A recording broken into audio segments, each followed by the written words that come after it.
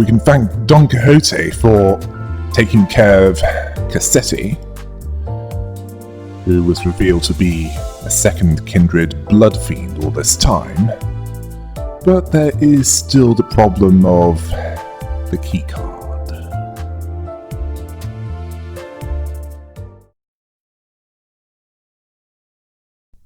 Sometime later, the rest of the damned dozen were either healed or revived, depending on their condition at the time. And then Ishmael asked for someone to explain what just happened, in a way that makes sense. Now that's going to be hard. Well, it would be if they were in District 20 where they monetize time, but thankfully they're not there, are they? Dante knew that they'd all be shocked and confused. While they all came back when they inverted time, all that remained was the destroyed door to the freight car, and what was left of Cassetti. Clearly Cassetti needed to force the door open to get in. Massault saw that most personnel were out cold due to mental stress of the prolonged battle against Cassetti. Whatever measure Dante had taken, it can be said to be appropriate. Gregor couldn't argue with that. Dante nervously congratulated them. Then Massault pointed out that most personnel it excludes 3 individuals. It would be most appropriate to, direct any questions to them. Dante was unsure of how to answer. Otis was alerted to this. Rodier wanted to know which 3. Massault first said Faust, who was silent at this. Then Massault said Dante, who struggled to say anything about this. And lastly, Massault said Don Quixote, who was still unconscious.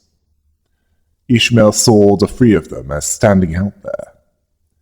Dante was unnerved by this. He was right, asking when he even had time to notice that. He identified them by analysing their walking canvas and voices, moments before he was out cold. Heathcliff wanted to know what was going on with Don Quixote. Why was she still out? Faust told them that she's in a state of deep slumber. She's not at risk of death, so she'll be waking up soon. Dante knew all about what was going on. Her sudden transformation, how she practically erased Cassetti along with any kindred, without lifting a finger. They also remembered Faust's last words. Please do not speak a word to the others about what is about to happen. Yeah, they'd freak out if they found out that they were with a powerful distortion this whole time. Back in the present, Don Quixote was unconscious. Faust was being silent, so they wanted answers from Dante. Before they could give a coherent answer, Sinclair was reminded of something. Where the was the key card?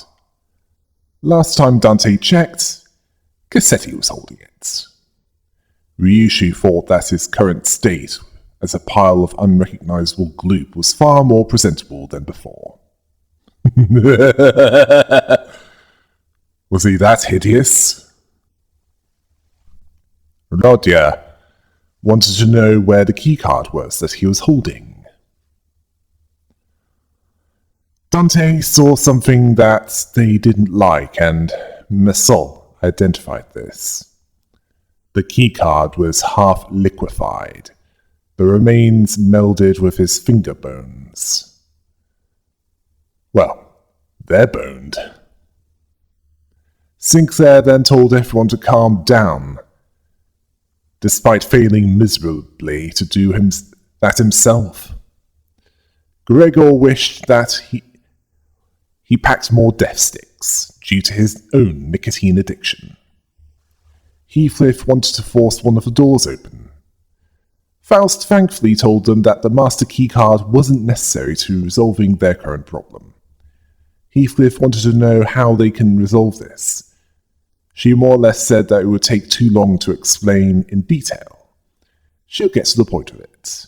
Heathcliff was disappointed with Faust's spectacular return to form, due to, after her more vulnerable moments. Her idea was to use the back door of Mephistopheles. Her confidence in her statement was more than enough to convince them. They carried Don Quixote as they headed there. Sometime after that, they arrived at District 16, which had a bright and shiny appearance from what could be seen outside of the warp train station. Virgilius wanted to know what happened to them, considering the state that they were in. Charon noticed that the sand was on them. Dante couldn't deny the sand coming from all of them. Rodier didn't want to speak of what happened. Yi-Sang was struggling to speak due to the grains of sand in his throat. Then we see them head inside the back door. Faust explained that they needed to spend 10 seconds outside of the warp train. Then, once they got back, they'll be at District 16. She stopped in the middle of one of the corridors. Rodier was nervous and concerned at Faust just opening that door, asking if she's sure that's the right one. Faust assured her that it's the correct door. Its safety is completely ensured. Heathcliff wanted her to tell them what was past that door. Faust didn't bother verifying that herself. She wanted to gain experience of encountering the unexpected. Heathcliff realized that he was going to regret this. As Faust opened the door, who told them all to get in, it was unclear where they ended up, but it was a building that appeared to be a derelict hospital in the middle of a sandstorm. As Ishmael pointed out, Rodier thought that they were indoors, wanting to know what was happening. Sinclair couldn't open his eyes. Gregor was getting sand in his mouth, confused by his current situation. Faust was unconcerned by this, along with a colourful series of complaints, counting down the seconds, and then she dragged them out of there, once she reached 0. They returned safely at District 16's warp train station. I suspect that District 21, which is in the Great Lake, and has 5 floating cities, has one warp train station for each of them. Which makes sense as they move around to avoid getting caught up in the insanity that can happen if they stay around in one place too long. As it's hard enough to get to them at the best of times by boats. They arrived as the warp train was getting cleaned up, with their bodies covered in sand. Sinclair didn't think they'd make it. A cleanup agent asked if they're okay and how did those passengers... Dante observed that even the cleanup agent looked hospitable during their cleanup operation. Faust explained that they're with Limbus Company. They boarded the warp train at the behest of W-Corp. The cleanup agent was aware of them, thanks to their captain informing them of this, understanding the non-disclosure agreement, which allowed them to keep their memories. Failure to comply with this would likely attract the attention of Urifi Association.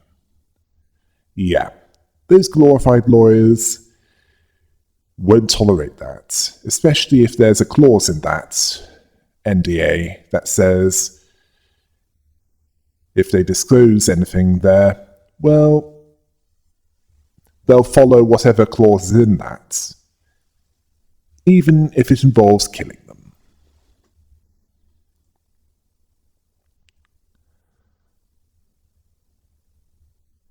Yes, they will keep what's happened there to themselves. Hunglu was then reminded of that employee sleeping in that hibernation pod. The cleanup agent never saw it in action. Certainly not before now. Not that one. When the hidden compartment behind the chair was revealed, the cleanup agent saw that there was no one there. I suspect that he was turning into a blood bag at the time, and that it was too late for him.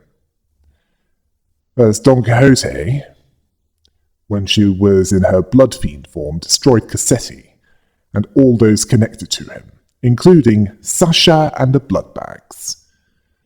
That sounds like a 1950s music band on Halloween. Rodier thought that they were looking at the wrong pod. Massault confirmed that it was the right spot. He suspected what I did regarding why he disappeared. The cleanup agent was starting to suspect their sanity was not that good, asking if they're just mistaken. Dante doubted that. Faust decided it was best to say that they were hallucinating due to fatigue and that they needed to get out of the warp train. No need to complicate things more than they needed to.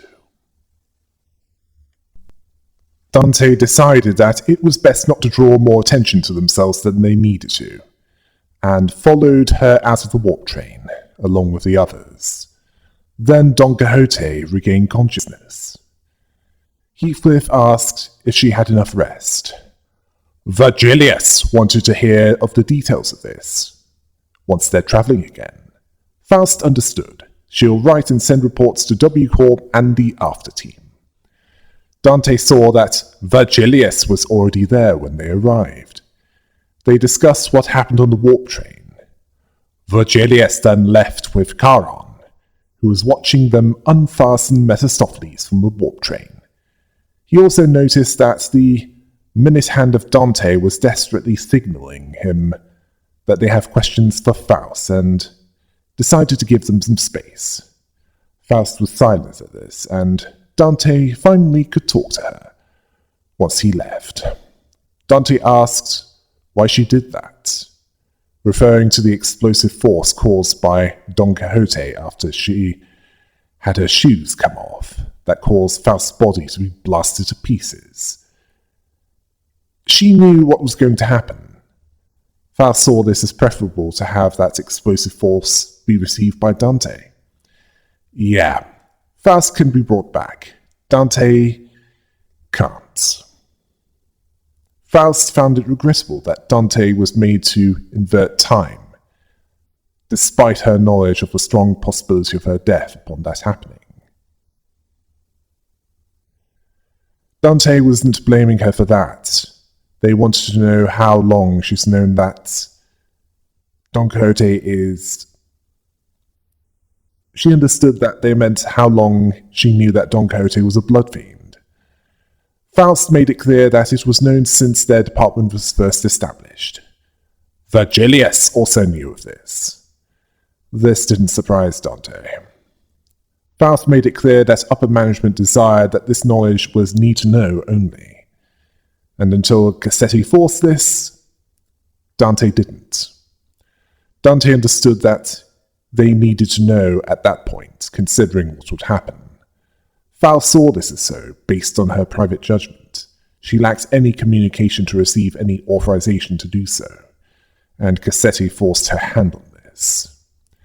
Dante understood this. Then Yisang walked up to them, not understanding the full version of events, but they've returned to their own dimension and where they were going to next. Faust was back to full capacity and agreed with this. Yisang made it clear that this wasn't a serious query. Yisang asked if he'll ever see her again. She didn't know what he meant, puzzled by this. Yisang saw her as quite a pleasant encounter. He then left. Dante was relieved that it wasn't more than that. Dante saw that this warp train incident as a chaotic mess that felt shorter than it really was. They learned much, but They wanted to not think of what they'd faced in District 16, so they decided to enjoy it while it was relatively quiet. Then Don Quixote wanted to know how they ended up in District 16, and why was her throat parched. Ishmael was too tired to explain. Rodia told her that she missed out on a crazy adventure. This shocked Don Quixote. Her loud cry apparently shook the last few grains of sand from Sinclair's ears. This bewildered awakening amused the others. Dante didn't know what they'd faced in District 16, but they'd deal with it. They and Faust were looking at each other. It was time to find the next golden bower, although there was much to take care of in between, as they would eventually find out. On their way to the next destination, a destination within District 16, the green lights of Walpurgis Night lit up, and the alarm sounded. Whatever they were doing, they dropped everything to investigate the doors that had appeared. They found themselves once again in Lobotomy Corporation HQ before the Seed of Light project was completed. Dante did as Faust asked, looking up at her and away from their PDA as they fixed the identity cards into each slot. It was the fourth Walpurgis Night. While they knew that they were in Lobotomy Corporation HQ, it was unclear of when exactly they were and what universe it was in. It could be one that's not that different from the one that they encountered in the second Walpurgis Night. Faust asked them to proceed with slotting the identities to pursue, to suppress the imminent ordeal. Dante was relieved to have done so, suspecting that she wanted to study the correlation between Walpurgis Night and the identities that can be pulled up only during each Walpurgis Night. Heathcliff gave no regarding what identity was used, but he was annoyed more by those two not telling him where they were. Sinclair strangely agreed, as he didn't want Dante and Faust to keep it between themselves, as they wanted to know what to do. Heathcliff was going to say that, but he was trying not to sound irritated, thanking Sinclair for mincing those words. And this surprised him, as he was being friendly towards him. Ryushu said, F you. And it's not the obvious, it's not what you might think. According to Sinclair, she said functional upgrade, which was slightly annoying to Sinclair as he's not a machine. Faust then decided to get on with it, telling them that they're at the information department of the Lobotomy Corporation HQ. Yi-Sang remembered that they visited the control departments last time they were there. Ishmael thought that they added a new department with each Walpurgis Night. Faust confirmed this to be false, as the training and safety departments were accessible as well, although there was a reason why the door connected to that location. This required further analysis to yield more concrete information. Dante understood that her experiences in the warp train had rattled her more than expected. If she's taking a more active role in learning things for herself, in case the Faust network disconnected again. Honglu saw it as pretty barren, mostly purple as part of the decor. Gregor agreed. It wasn't just a corporate office, not even a great workplace environment. Gregor, you do know what you're talking about, right? You're talking about a wing. J-Corp makes those with huge gambling debts into slave laborers under the casino. K-Corp uses DK ampules.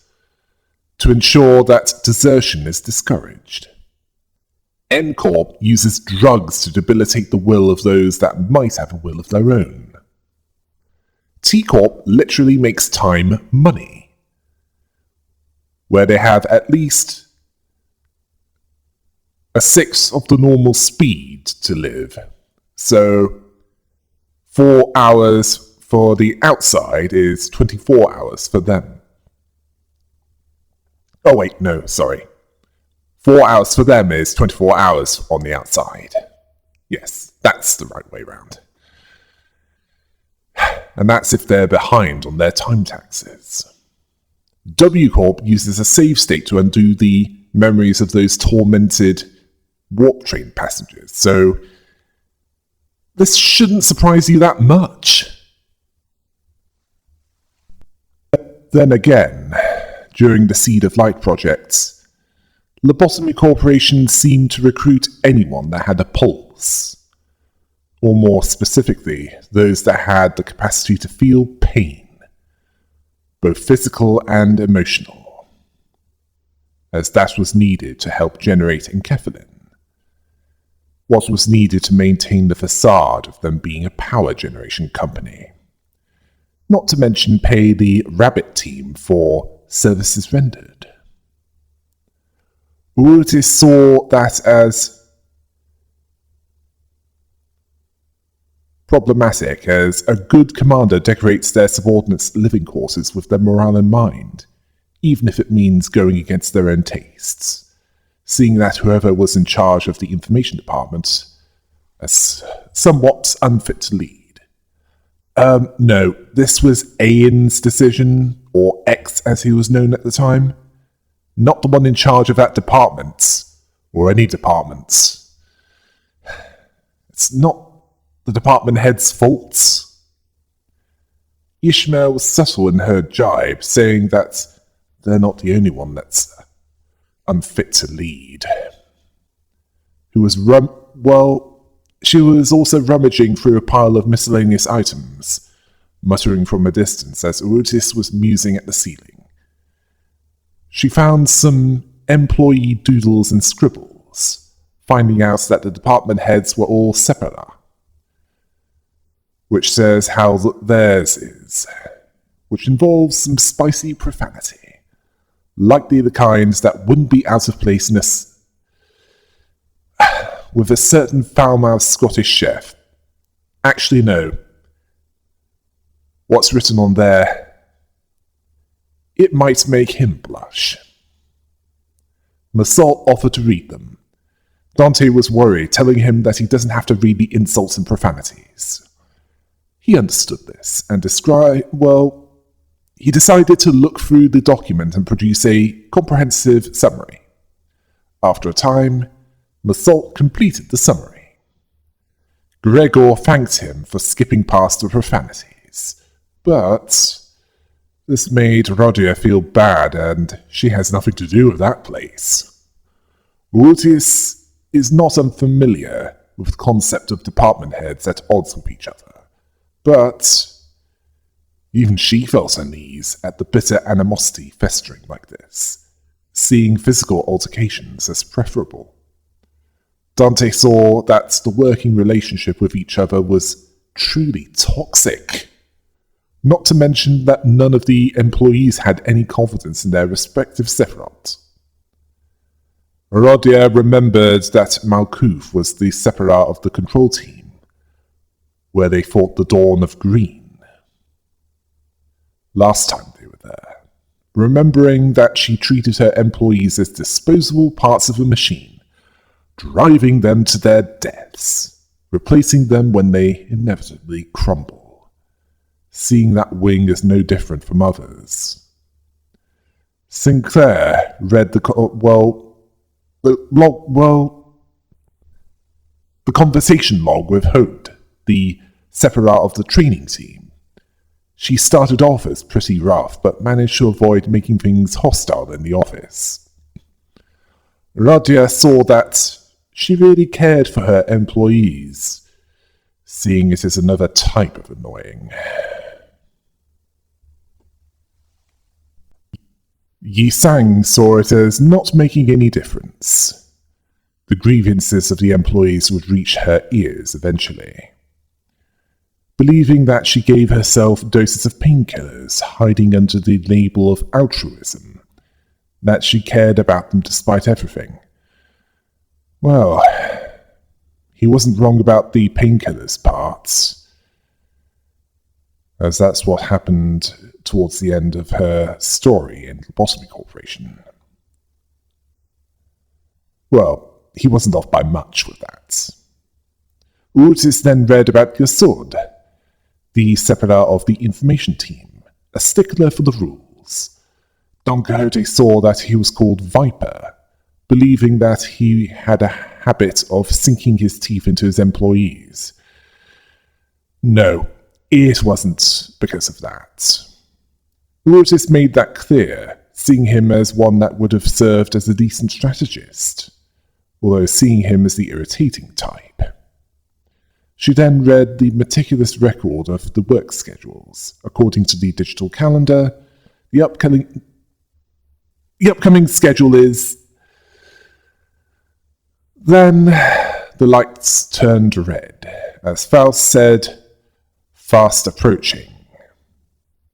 Seeing that there was no time to share the details regarding the ordeal, Otis saw that they should have checked the documents first.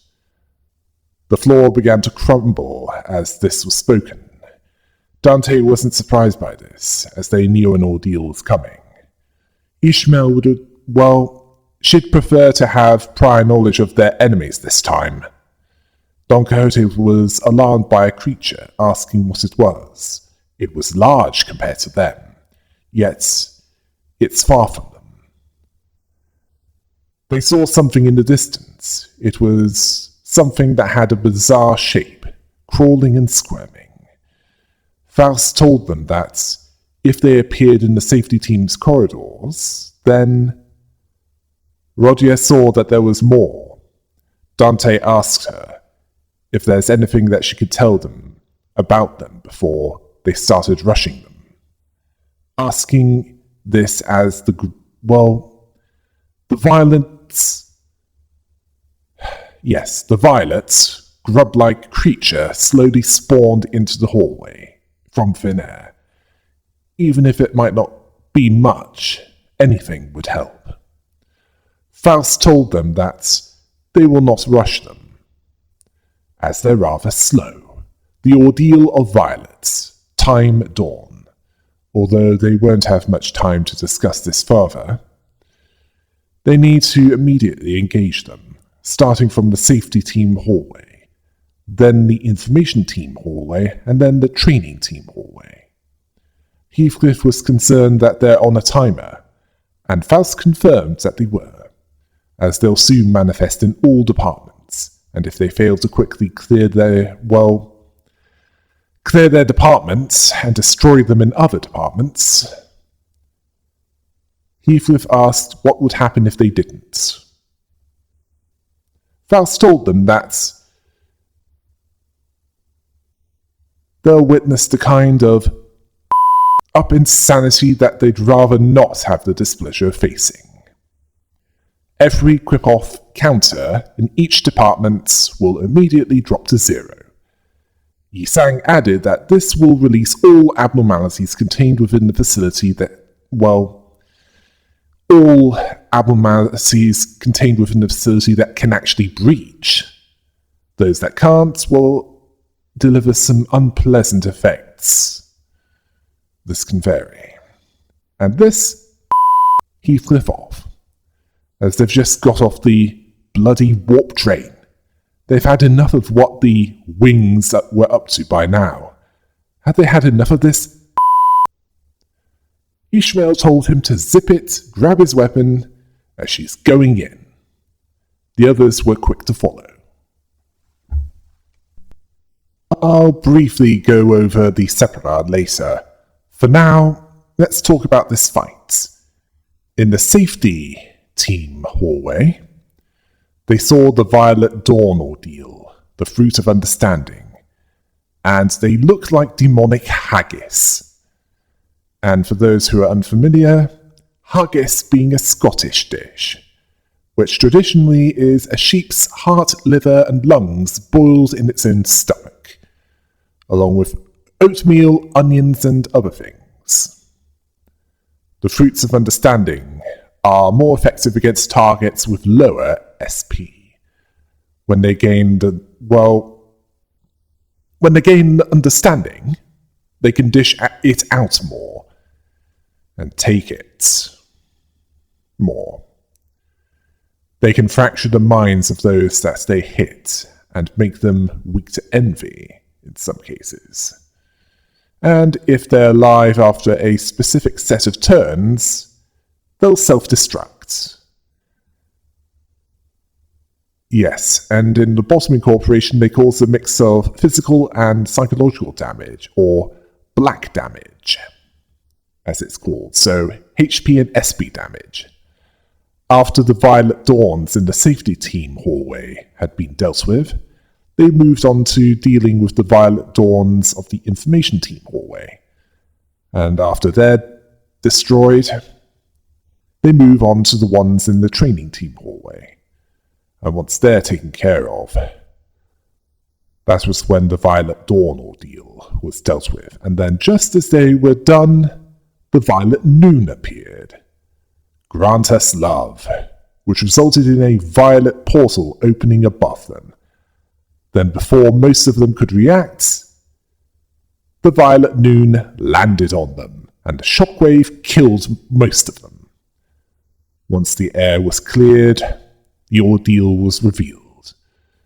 The ordeal that I would prefer to call the hentai monolith, as it's a monolith with tentacles sprouting out of it. Sometime later, they were able to defeat the Violet Noon, which was a relief Ishmael, understanding that it wasn't indestructible. All that was left of it was a rubble of broken stones. They were still exhausted at the end of it. Then Yi-Sang pointed out that it faded away as if it was never there. When it was defeated, Faust agreed. It was an entity that took the form of a stone stele. Inorganic matter, the existence of it perceived as a religious artifact in some places. Honglu noted that it was a giant object that suddenly appeared out of thin air before dropping right in front of them. Dante also saw that it once threatened them with its tentacles. I told you that was what it was used for! It then disappeared as if it never existed, although they understood that if Faust hadn't pushed them out of the way into an adjacent hallway where they'd be protected in time, they'd have been... After remembering that moment, Dante realized that they'd have all have stayed dead if they were crushed as well. Faust corrected them by saying that it wasn't the stele that killed them, but the shockwave that came after the crash. He thought that he got away in time, but he didn't think that the shockwave was that deadly. Dante understood that they needed a way to deal with the shockwave somehow, or it'd be too risky to continue with their Walpurgis Night expedition. Oh, how about running to the adjacent hallways, connecting to the large rooms? That worked for me in Lobotomy Corporation. Even though they're not scared of the pain that they'll go through when reviving the damned dozen, which is pure agony, especially when it's the combined pain of 12, but they're not comfortable to get them to go into something that is guaranteed to kill them in the end. They don't even know if whatever is found will be worth all the trouble. Faust told them that according to what was given, the ordeals cannot occur in immediate succession. Yes, it needs enough work to happen before this occurs, which appears at the end of Quip-Off Meltdown between 3 and 5, depending on story progress. The dawns appear at level 2. Heathcliff asked if the giant piece of rock had nothing to do with an ordeal. Faust explained that it was an ordeal of Violet, but it was a noon of Violet, a degree higher than the ordeal of Dawn. After giving this information, she wasn't happy about something. Dante suspected that, like in the warp train, the Faust network made a purposeful omission, asking Faust if that was the case. She was uncertain of this. It didn't withhold the information on the ordeal of noon. It was just a manifestation of a rare possibility. Yet this suggestion concerned her. Dante patiently let her continue with her concerns. She said that if this was indeed a manifestation of a rare possibility, they need to look for clues in that Walpurgis night that may point them to an explanation. Dante asked if they should explore further. Then someone on the PA system asked if they could hear her. Heathcliff wanted to know who said that. Don Quixote was excited by this. Then that voice remembered that they can't hear their answers regardless, telling them to ignore what she said. She was Hode, from the training team. Massault recognized her voice. Well, her name, from the document that they read earlier, and Ishmael noted that this was her voice. Roger expected her to sound like this. Hode then spoke of how an ordeal of noon occurred immediately after the dawn, which shouldn't have happened, and this was being investigated. She then told them that she understood that this situation was unfamiliar, which might cause a sense of alarm and anxiety, but as long as they remember the instructions under exception 40-AA measure, which she made sure to mention in each training session, they should be fine. Gregor asked how many exceptions she came up with.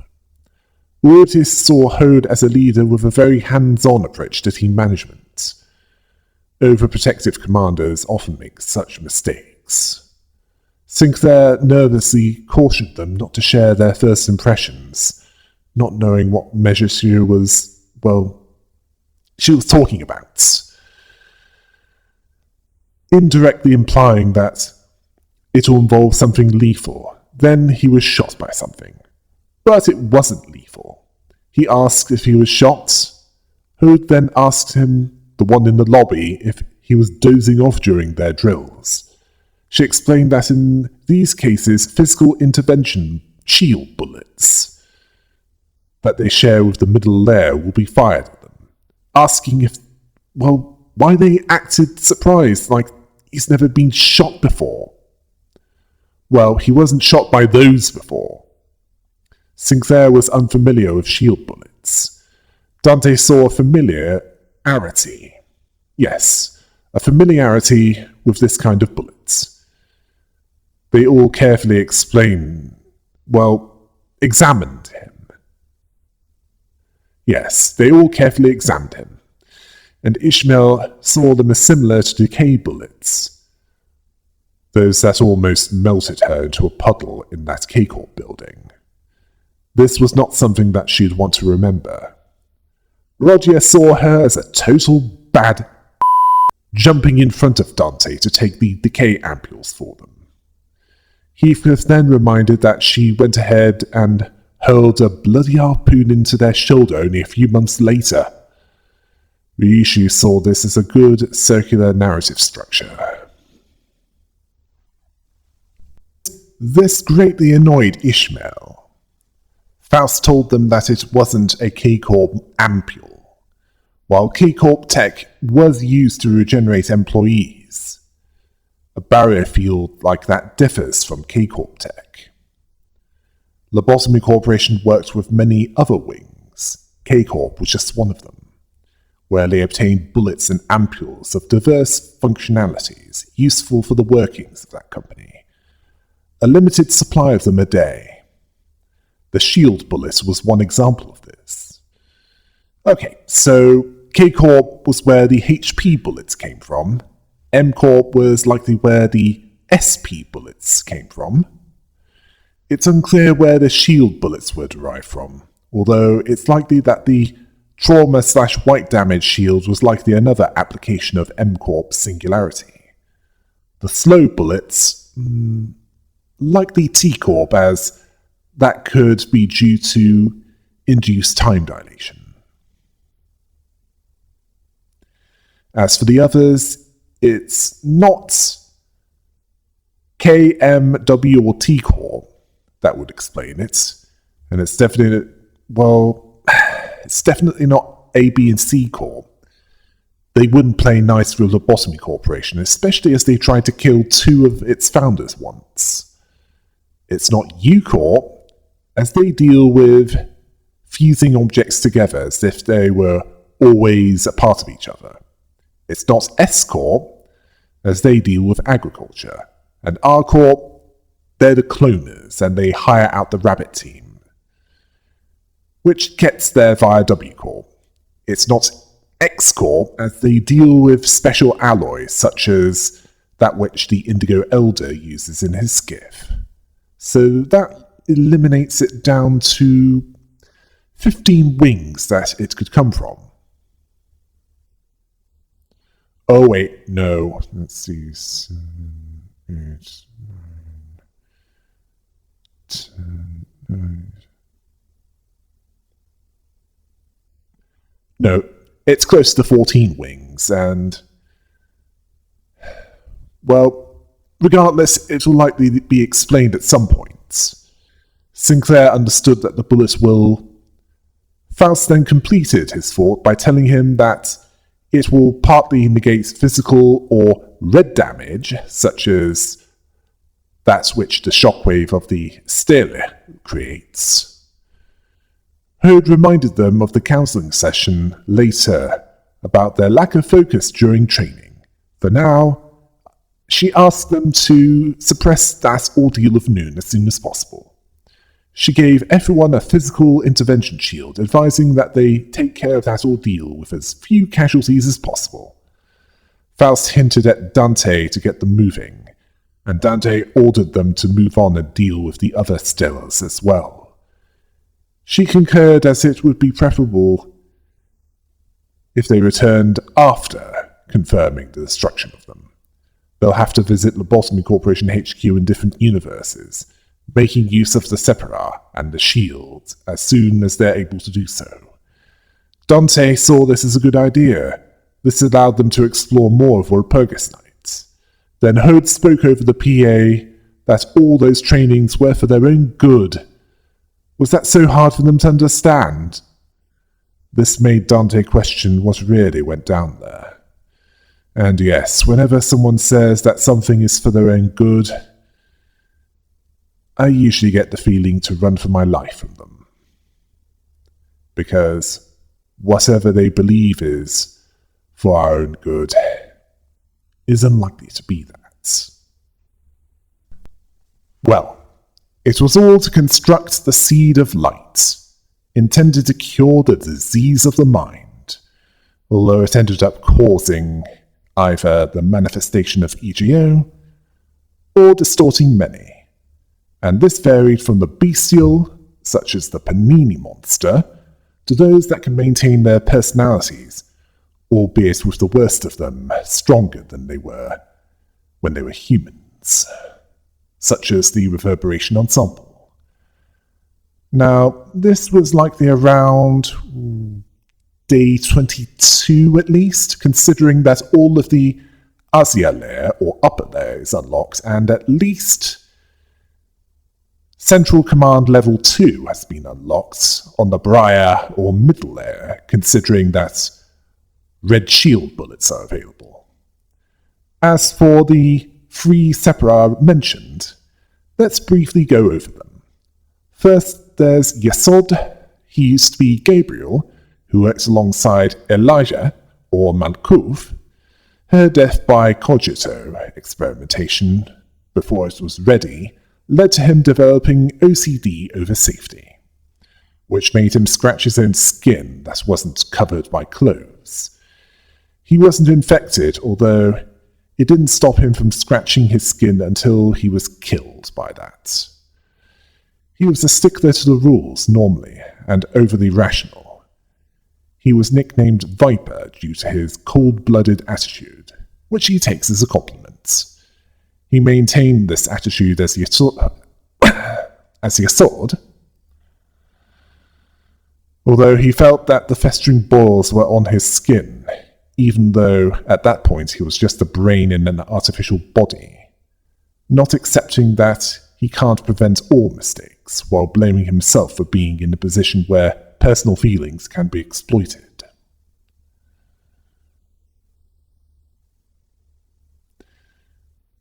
He eventually learned to somewhat get over this.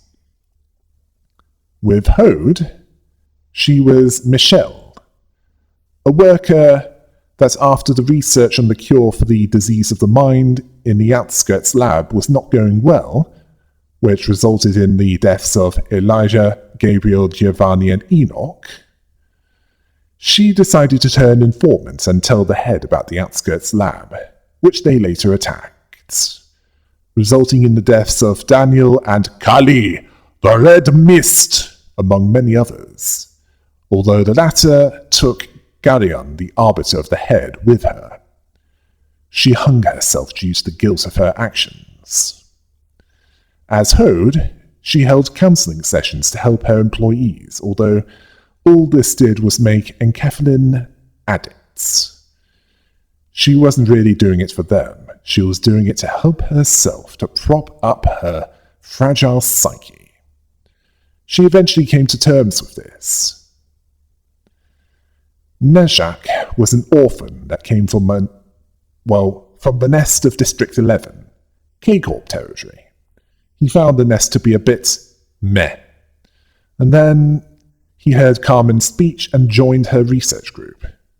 When she killed herself while making the bloodbath abnormality, and the cogito experiments continued, he volunteered when others wouldn't, when Ayan was looking for volunteers, hoping that it would help Carmen, but it ended up killing him. He was then made into Nezhak, who became an apathetic enkephalin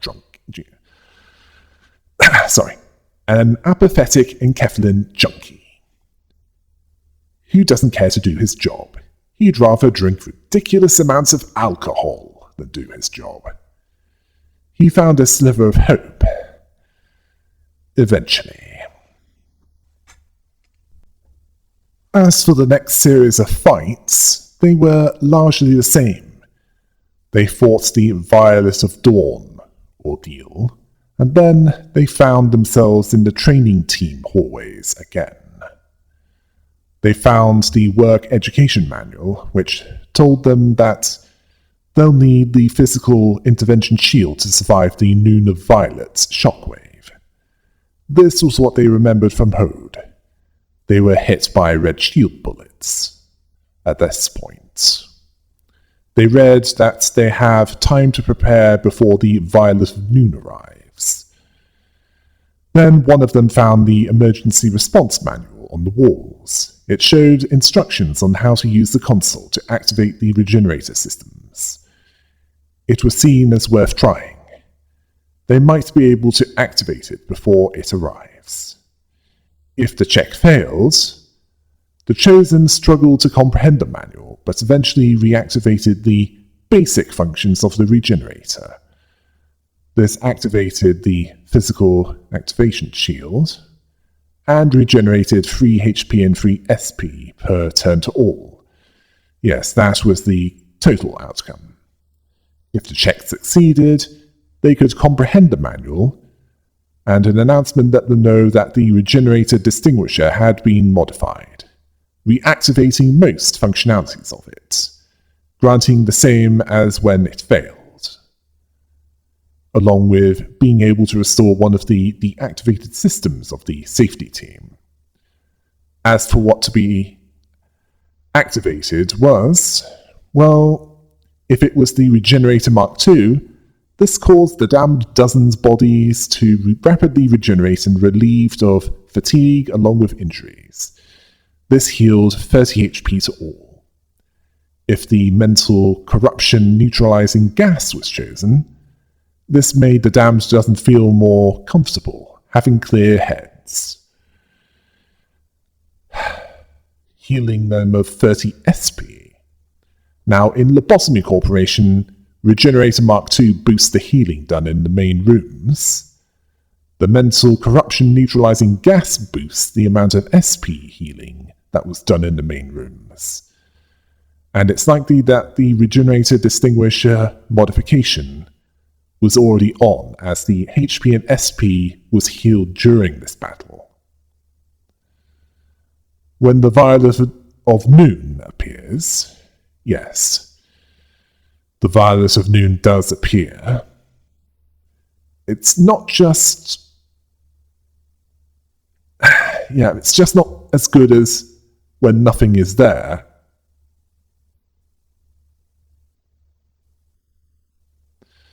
As something was healed rather than nothing.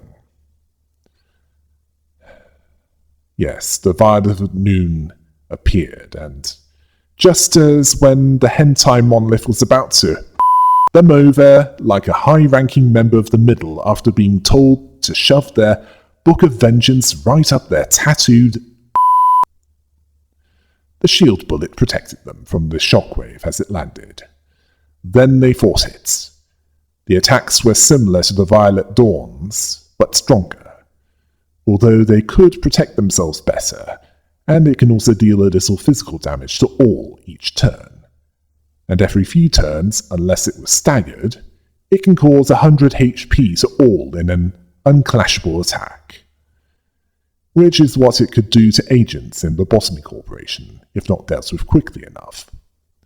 Now, this was more difficult considering that it's impossible to do a Zerg rush of agents in Limbus Company, which is why the backup mechanic is in this fight, so that others can fight in the place of any that was killed. After that battle, they returned to Mephistopheles and continued with normal preparation for the next Golden Bar.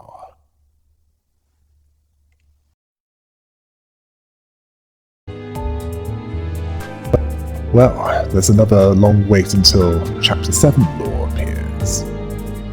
Until next time, hail the rabbit!